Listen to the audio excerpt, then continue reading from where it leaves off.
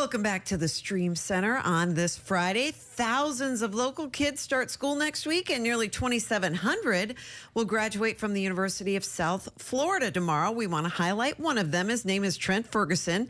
He has a very interesting story, Beth. When he was a baby, his family discovered he was completely blind, and his grandfather used the radio to soothe his infant grandson, not knowing that it would eventually help shape his choices in life. He's currently working in his dream job as a radio talk show co-host. He's graduating with a bachelor's degree in mass communications tomorrow. This is so impressive. Trent is going to join us live now via the phone. Trent, for starters, congratulations. Thank you for joining us. We got to know, your story's amazing. What are you working on next?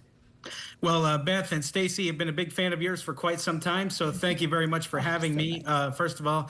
Second of all, definitely working in radio. I'm the morning sports anchor for WWOJ 99.1 down here in Sebring, and my ultimate goal is to be a host or a co-host of a major sports talk show on a major sports market. And yes, you know, I'm totally blind, have been since birth, but I don't see it as a disability, guys. I see it as a way of life. What about, is Braille playing a big part in how you do scripts and learn and share the information?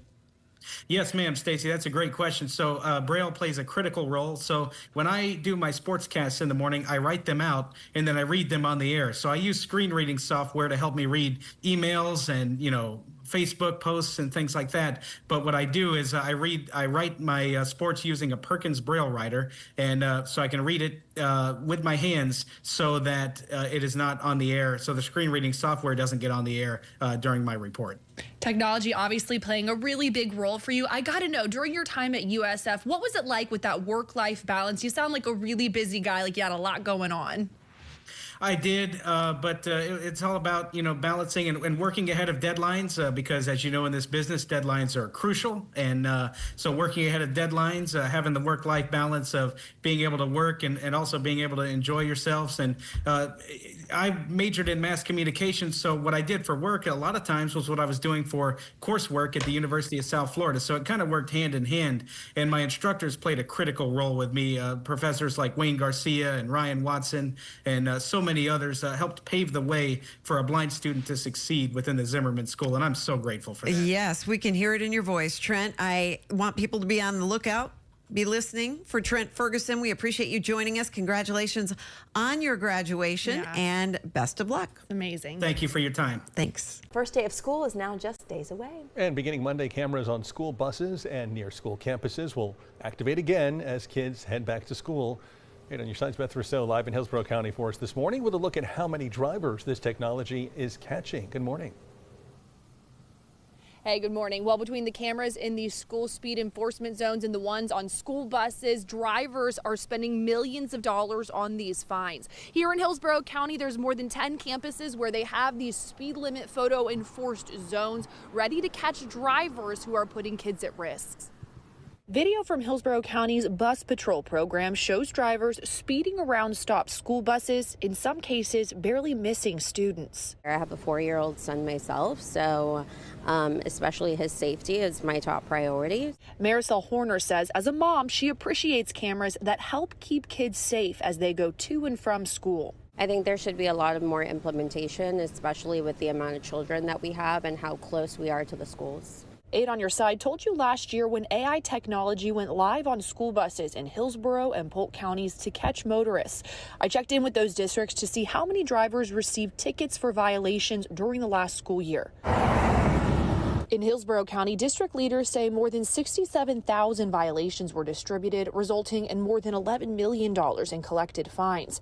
In Polk County, more than 14,000 violations were issued, leading to nearly $2 million in fines for drivers. If people get tickets, then they obviously haven't learned their lesson. Some drivers feel the cameras and fines are controversial, but the ones we talk to say it's a good reminder. Just be more observant and imagine they're your own kid. Horner believes the $225 violation is a small price to pay for safety. Absolutely. You have to be more cautious of, you know, these kids are the next generation and that's all we have. So So just yesterday, we did see crews out in some of these zones, making sure the cameras are ready to be up and running on Monday when school gets back into session. Drivers, heads up, if you are caught by one of these cameras speeding near a school campus during those specific hours, the fine's going to be $100. The price tag to repair Tropicana Field was already set at more than $55 million, but St. Pete city leaders just voted to spend even more. Yeah, so the decision passed, but not without a debate over whether the expense is even worth it. News Channel 8's George MacArthur has the story from St. Pete. The deal to build a brand new ballpark here in St. Pete may be dead, but the city's obligations to maintain this one are very much still alive. It is the path forward. We're kind of already in it, and no matter how painful it is, we got to just keep pushing forward because that is our obligation. To Vice Chair Hanowitz's point, the city approved $1.3 million for new turf and more than $14 million for structural repairs. It's all part of the city's contractual obligation to keep the Trop ready for baseball through 2028. But that commitment comes even after a proposed deal with the Rays for a new ballpark and a massive redevelopment plan fell apart earlier this year. I know what we're obligated to do. I don't need to be reminded of that. But what I do want to remind council members and administration is that we're also obligated to listen to our constituents. And our constituents are telling us that the price tag is getting too high. Councilmember Corey Givens Jr. cast the only no vote, questioning why the city is still pouring money into a stadium when other community needs are going unmet. But other council members say the city's hands are tied. you all canceled the agreement. The agreement's been canceled. The agreement's done. Why do you continue to spend money? And I just wanted to be very, very clear that what we did in that last meeting when we canceled the agreement did not change our use agreement that we currently operate under. The city of St. Pete also set aside a contingency fund for repairs, but those costs could still rise. The city's architect is set to bring another proposal next month for the city's non-roof repairs. Reporting in St. Pete, I'm Georgia MacArthur, 8 on your side. A new feature on Instagram could show your location. This week, the social media app launched its new map feature. As News Channel 8's Nicole Rogers reports, people across the Tampa Bay area have mixed emotions.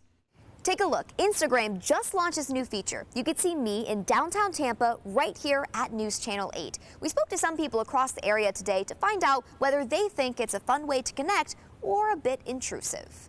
Meta describes it as a new, lightweight way to connect with each other. If you've opened Instagram recently, you may have seen this message. It alerts users of a new feature called the Instagram map. Some people say it's unnecessary. I hate it. I think it's so weird. I don't need to know where everybody's at, and everybody doesn't know need to know where I'm at. According to Instagram's website, location sharing is off unless you opt in. And if you do share your location with friends, it will update each time you open the app and disappear after 24 hours. Haley Crane says she's on the app quite regularly. Probably a couple times an hour. Crane says she uses Apple's Find My feature to track her close friends. How often do you think you check your friend's location? Probably like once or twice a day, unless I'm looking where they're at. But Crane says she won't be sharing her location on Instagram. I turned it off just because I think it's like 500 followers on Instagram. Not that many, but I don't need half those people knowing where I'm at. Instagram says users will also have the option to automatically turn off location sharing when they're in certain places. The company says you can choose up to 3 places to set as hidden, and when you are at one of those locations, they say no one will see you on the map. Nevertheless, Leah Chevis says she won't be utilizing the feature. Well, you can, in the app, choose who will be able to see you, so I feel like it's not that big of a deal as long as you click the right button, but it's just an unnecessary feature. If you want to make sure your location is off, you want to click Settings right there in the top right corner, and then these are the options. You could choose to share your location with friends, close friends, only specific friends, or if you click No One, it will not share your location. In Tampa, Nicole Rogers, 8 on your side.